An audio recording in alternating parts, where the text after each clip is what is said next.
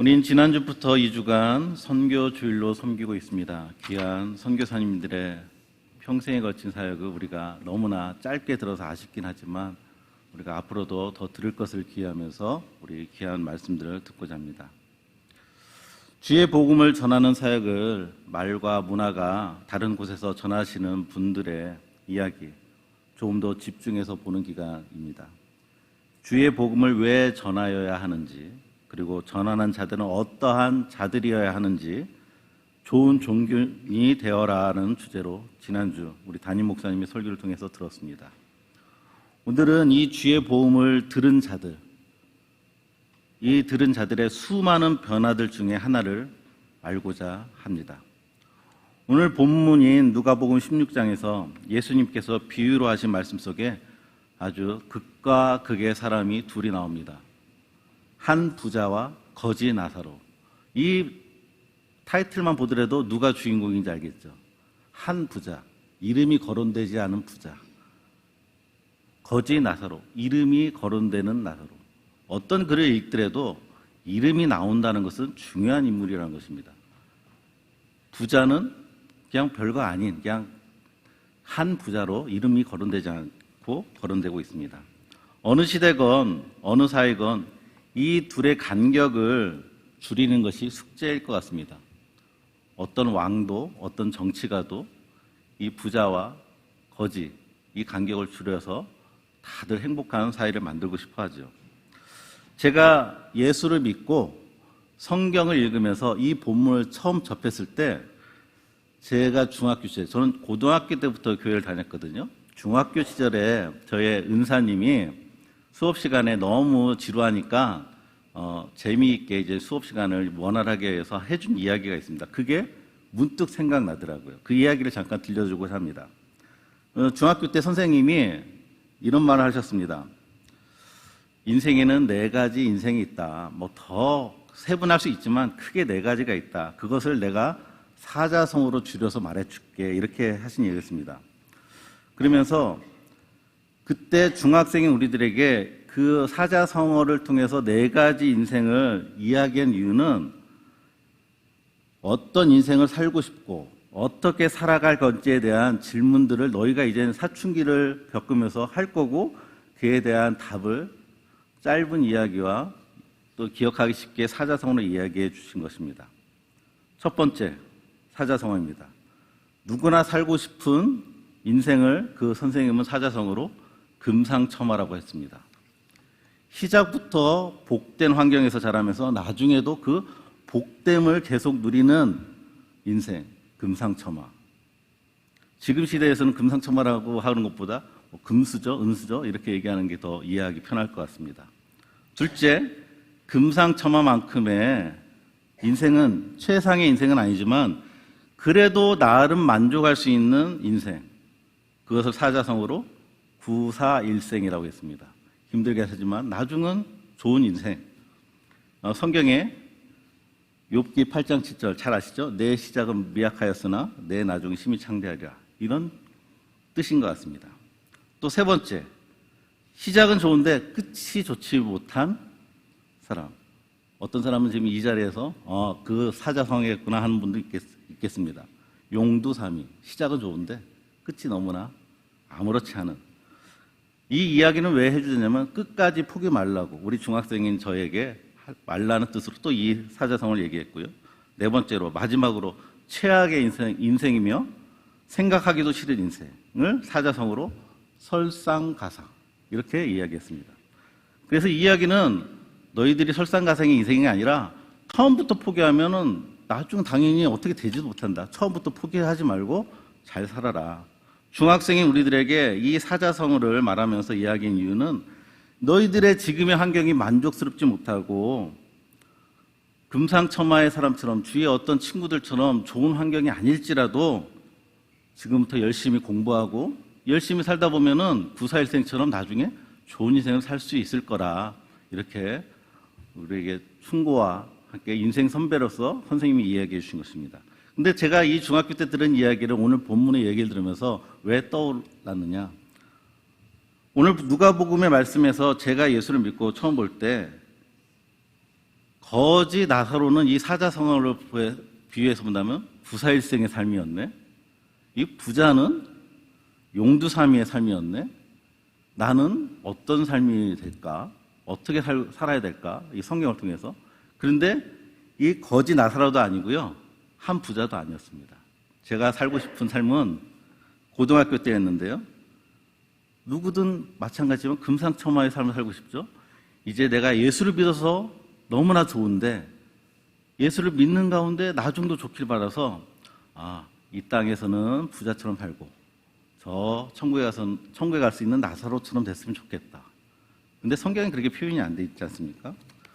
어렸을 때 생각했던 거였지만 이 성인이 되어도 신앙생활을 한다면서도 이 금상첨화의 삶에 이 처음부터 나중까지 좋은 삶을 살고 싶은 욕심이 있는 것 같습니다. 이 땅의 삶을 시작부터 끝날 때까지 고난 없이 살고 싶은 것은 믿는 사람이나 믿지 않는 사람이나 모두 가지고 있을 것입니다. 차이가 있다면 믿지 않는 사람들의 끝은 죽음입니다. 그러니까 죽기 전에 어떤 결과를 이뤄야 되는 거죠. 그렇지만 우리 믿는 자들의 끝은 천국입니다. 그렇기 때문에 내세를 믿고 있다는 것이죠. 우리 신자들도 예수를 믿으며 이 땅에서 얻을 수 있는 복을 받다가 천국에 가기를 원할 것입니다. 어떤 신자에게 나사로처럼 살다가 천국에 간다면 아무런 고민 없이 흔쾌히 기쁨으로 즉각적으로 아멘하며 받아들일 수 있는 사람은 극히 드물 것 같습니다. 천국에 가는 것이 이 세상의 어떠한 좋은 것으로 비교하지 못할 정도로 귀하고 좋은 것을 알지만 이왕이면 이 땅에서도 복을 누리다가 갈 수는 없을까 하는 생각을 가지기도 하고 기도하기도 할 것입니다. 이런 생각이 잘못됐다 제가 말하는 것이 아닙니다.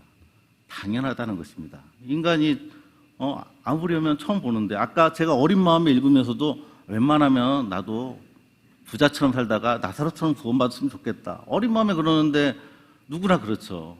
처음부터 나는 나사로로 살아도 너무나 감사해.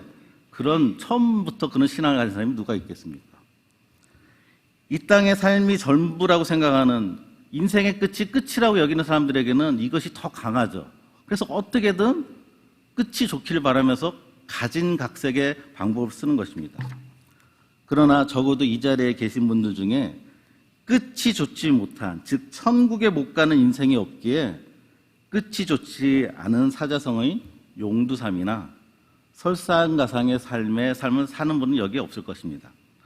아까 말씀드렸듯이 믿는 자들의 끝은 천국이기에 끝인 천국은 너무나 좋기에 여기에 있는 사람들은 금상첨화 아니면 부사일생의 삶이겠지요.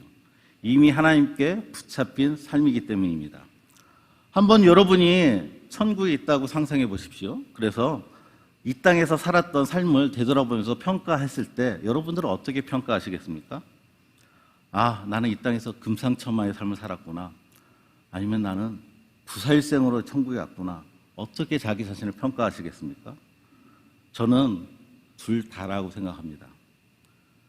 내가 예수를 알지 못했다면 내가 세상에서 누릴 수 있는 모든 부귀영화를 누렸을지라도 예수를 만나지 못했다고 상상해 보십시오.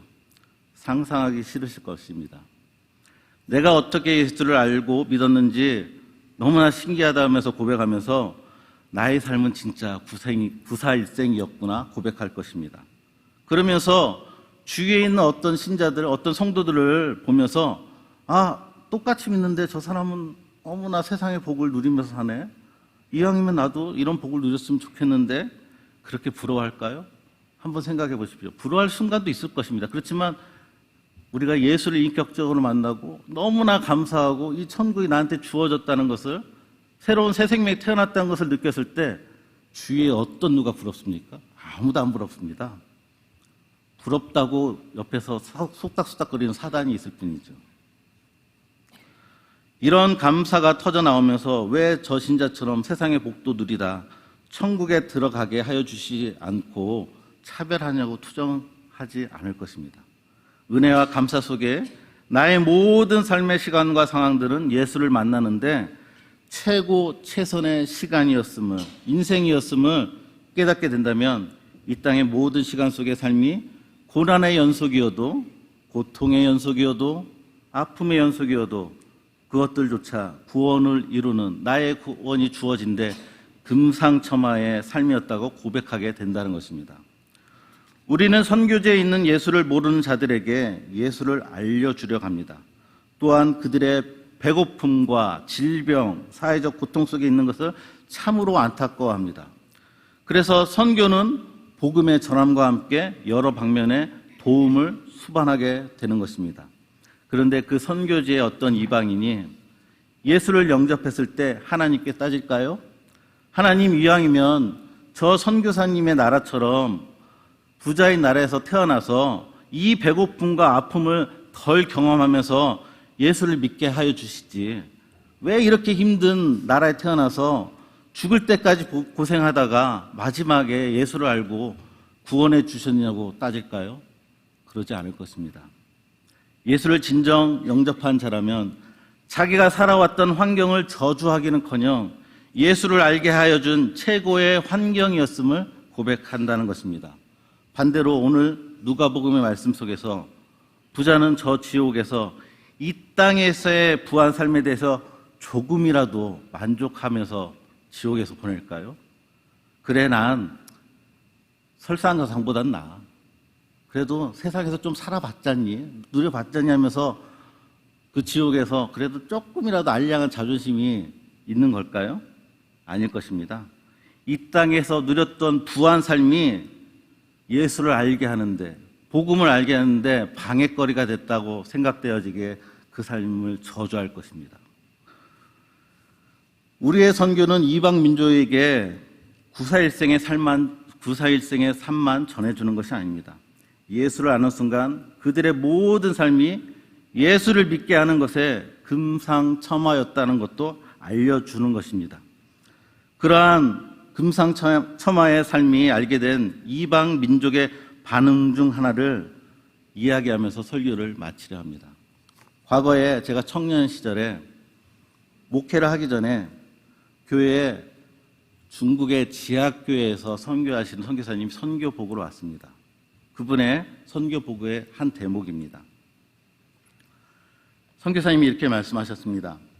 여러분은 이 한국 교회의 축복 속에 신앙을 생활하면서 저와 제가 섬기는 이 이방교회, 중국 지하교회에 후원해 주시고 기도해 주시고 하심에 너무나 감사드립니다.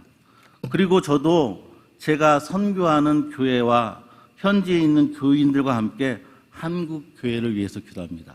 이렇게 기도합니다. 한국 교회에 부어주신 복 때문에 신앙의 순수성을 잃지 않게 하여 주소서.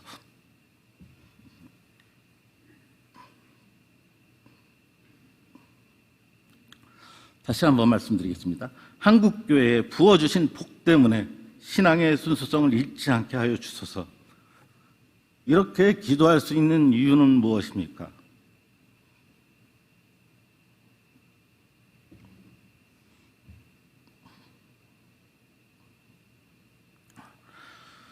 자신의 나라와 자신의 상황은 비록 어렵고 궁핍할지라도 너무나 감사한 삶을 살기에 그 삶이 하나님이 주신 최고의 삶이라고 믿기에 선교사를 보낸 교회를 걱정하며 기도해 줄 수 있는 것입니다.